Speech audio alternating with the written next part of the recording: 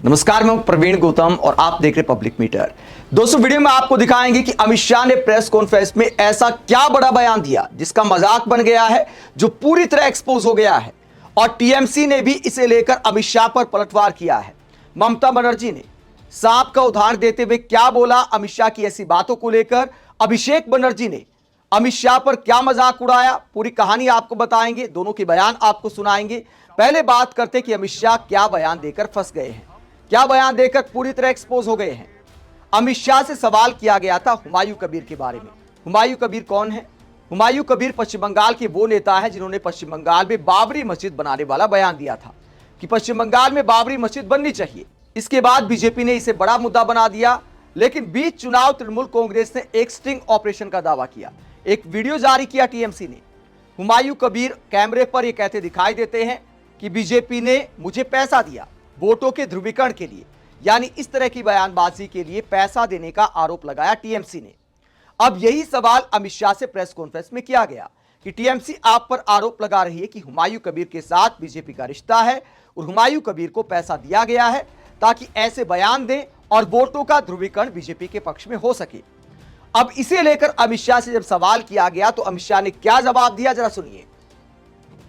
हुआ है, आज आपने संकल्प पत्र जारी किया है, लेकिन इस दरमियान तृणमूल कांग्रेस की तरफ से एक वीडियो जारी किया गया है हुमायूं कबीर को लेकर, जिसमें कहा गया है कि भाजपा ने 1000 करोड़ रुपए हुमायूं कबीर को दिया है ताकि वोट का ध्रुवीकरण हो जाए। दो मुख्यमंत्री का नाम इसमें लिया गया, भाजपा का क्या कहें? भाई, आप ममता जी की क्षमताओं से अनजान हो। ममता जी ऐसे 2000 वीडियो बना सकती है। हुमायूं कबीर और Bharatiya Janata Party south pole north pole है, कभी हमारा मेल नहीं खा सकता। हम बाबरी मस्जिद बंगाल में बनाने के वाले के साथ बैठने से और 20 साल हम ऑपोजिशन में बैठना पसंद करेंगे। आनंदो भैया पत्रिका। तो अमित शाह ने कहा कि हुमायूं कबीर के साथ हमारा उस तरह का रिश्ता है जैसे नॉर्थ पोल और साउथ पोल होते हैं, जिनका कोई मेल नहीं हो सकता। इतनी बड़ी बात बोल दी अमित शाह ने, और साथ ही एक मोरल हाई ग्राउंड भी ले लिया कि 20 साल विपक्ष में बैठना पसंद करेंगे, लेकिन हुमायूं कबीर जैसे नेताओं के साथ हाथ नहीं मिलाएंगे। लेकिन अमित शाह की इस बात का क्यों मजाक बन गया है? मजाक इसलिए बन गया है कि पिछला जो चुनाव था वो हुमायूं कबीर ने बीजेपी से ही लड़ा था। इस चुनाव के आंकड़े आप देख सकते हैं। मुर्शिदाबाद से चुनाव लड़ा था हुमायूं कबीर ने बीजेपी की टिकट पर।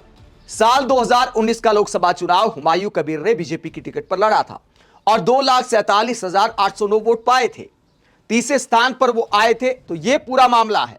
जो हुमायूं कबीर बीजेपी से चुनाव लड़ चुके हैं, अमित शाह कहते हैं उनके बारे में कि देखिए नॉर्थ पोल और साउथ पोल का मामला है। 2018 में बीजेपी में शामिल हुए थे हुमायूं कबीर, ये आप खबर देख सकते हैं। ममता सरकार में मंत्री रहे हुमायूं कबीर बीजेपी में शामिल। कबीर मुर्शिदाबाद जिले के रहने वाले हैं। तृणमूल कांग्रेस से 2015 में उन्हें दल विरोधी गतिविधियों के कारण पार्टी से निष्कासित कर दिया था। तो 2015 में टीएमसी ने पार्टी से निकाला, 2018 में बीजेपी ने अपनी पार्टी में शामिल किया। ये तस्वीर आप देख सकते हैं जब 2018 में हुमायूं कबीर बीजेपी में शामिल हुए। सुधांशु त्रिवेदी यहां पर दिखाई दे रहे हैं और इसके अलावा कैलाश विजयवर्गीय यहां पर दिखाई दे रहे हैं। तो तस्वीरें अपने आप कहानी को बयां करती हैं और सवाल उठाती हैं कि क्या ये वाकई नॉर्थ पोल साउथ पोल वाला मामला है। हुमायूं कबीर जो बीजेपी में शामिल रह चुके हैं, बीजेपी की टिकट पर चुनाव लड़ चुके हैं, अमित शाह कहते हैं हमारा उनसे दूर दूर तक कोई वास्ता नहीं है। इस तरह के बयान क्या 21वीं सदी में दिए जा सकते हैं? क्या अमित शाह को हुमायूं कबीर के बीजेपी वाले इतिहास के बारे में जानकारी नहीं थी? अब टीएमसी रील बनाकर ट्रोल करिए अमित शाह को, और क्या दिखाया जा रहा है जरा देखिए। हुमायूं कबीर और Bharatiya Janata Party south pole north pole है, कभी हमारा मेल नहीं खा सकता। हुमायूं कबीर और बीजेपी का रिश्ता दिखाते हुए टीएमसी मजाक उड़ाती है कि अमित शाह ने तो सब कुछ बदल दिया, और उस मीम वाले डायलॉग का इस्तेमाल करती है कि एकदम से वक्त बदल दिया, जज्बात बदल दिए, जिंदगी बदल दी। तो बीजेपी का यूटर्न दिखाते हुए टीएमसी वाले मजाक उड़ा रहे हैं। इसके अलावा अभिषेक बनर्जी इस पूरे मामले को लेकर क्या कहते हैं? अभिषेक बनर्जी अमित शाह का वो पुराना बयान याद दिलाते हैं जब एक बार अमित शाह ने एक इंटरव्यू में कहा था कि देखिए वैसे तो हम झूठ नहीं फैलाते, लेकिन हमारे पास एक ऐसा सिस्टम है कि हम सच को भी झूठ साबित कर सकते हैं। इस तरह का बयान एक अमित शाह का सामने आया था। अमित शाह के झूठ को सच बनाने की क्षमता वाले बयान को लेकर अभिषेक बनर्जी क्या कहते हैं, जरा सुनिए। ताकत है, ऐसे 2-3 वीडियो बना सकती है और बीजेपी का हुमायूं कबीर से कोई लेना देना नहीं है। इसके बजाय 20 साल विपक्ष में बैठ सकती है, उन्होंने कहा है। क्या कहेंगे?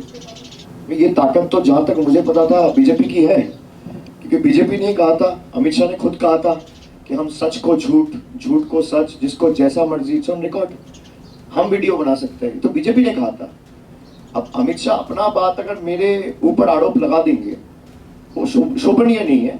और वो कहा है कि हम 20 साल ऑपोजिशन में बैठने के लिए तैयार है, तो मुझे लगता है ये sniff the mood on the ground. उनको समझ में आ गया है जिस तरीके से उन्होंने लगातार ये 6 महीने से लोगों को अत्याचार किया है, 20 साल बीजेपी को बंगाल में अपोजिशन में बैठना ही पड़ेगा। तो अभिषेक बनर्जी अमित शाह को जवाब देते हैं जब अमित शाह ने आरोप लगाया था कि देखिए ममता ऐसे कई वीडियो बना सकती हैं, तो वीडियो को एक तरह से झूठा बता दिया अमित शाह ने। तो अभिषेक बनर्जी कटाक्ष करते हैं कि ये काम तो बीजेपी का है। अमित शाह खुद कबूल कर चुके हैं कि उनके पास ऐसा सिस्टम है कि झूठ को भी साबित किया जा सकता है। तो अभिषेक बनर्जी ने अमित शाह को इस अंदाज में जवाब दिया। वहीं ममता बनर्जी ने एक चुनावी रैली में क्या कहा अमित शाह को लेकर और बीजेपी को लेकर, सांप देवता, नाग देवता जैसे शब्दों का इस्तेमाल करते हुए क्या कहती है ममता, जरा सुनिए। আমি বিজেপিকে জিজ্ঞেস করব, ওয়ে বিজেপি ভাই, দিল্লি থেকে এলো ভাই, সাথে এলো মোটা ভাই, এসআইআর করেছো তাই, মানুষের নাম্বার দিয়েছো, ভোট কাটারি, দুরাচারী, অত্যাচারী, ব্যভিচারী, অনাচারী, বঞ্চনাকারী, লাঞ্ছনাকারী, আর কি নয়? দুমুখো সব, দুদিকে ছবল দেয়, এগোলেও ছবল, পেছনেও ছবল। সাপকে বিশ্বাস করতে পারেন, নাগ দেবতা, নাগিনী দেবতা, কিন্তু মনে রাখবেন বিজেপিকে বিশ্বাস করবেন না, করলেন আর গেলেন। तो ममता बनर्जी बीजेपी को दो मुहा सांप बताती हैं। कहती है कि नाग देवता पर यकीन कर सकते हैं, नागिन पर यकीन कर सकते हैं, लेकिन आप बीजेपी पर यकीन नहीं कर सकते, बीजेपी भरोसे के लायक नहीं है। तो इस अंदाज में टीएमसी ने अमित शाह को जवाब दिया है। पश्चिम बंगाल में चुनाव लगातार जिस तरह से आगे बढ़ता जा रहा है, नेताओं के बयान तीखे होते जा रहे हैं। हालांकि पिछली बार की तुलना में मुझे लगता है कि बीजेपी थोड़ी सी कम आक्रामक है। प्रधानमंत्री ने पिछले चुनाव में खूब मजाक उड़ाया था ममता बनर्जी का। दीदी और दीदी वाले डायलॉग अब की बार गायब हैं, क्योंकि पिछली बार महंगा पड़ गया था। बहुत सारे लोगों ने आलोचना की कि प्रधानमंत्री को इस तरह की शब्दावली का इस्तेमाल नहीं करना चाहिए। तो वो शब्दावली जब काम नहीं आई तो पीएम मोदी ने दीदी के नाम पर मजाक उड़ाना अब बंद कर दिया है। वो लहजा पीएम मोदी की रैलियों में नजर नहीं आता। लेकिन क्या आखिर तक ऐसा कायम रहेगा, क्योंकि अभी प्रधानमंत्री की और भी रैलियां होना बाकी हैं। आप क्या सोचते हैं, कमेंट बॉक्स में अपनी राय जरूर दें। साथ ही चैनल को सब्सक्राइब भी करें। नमस्कार।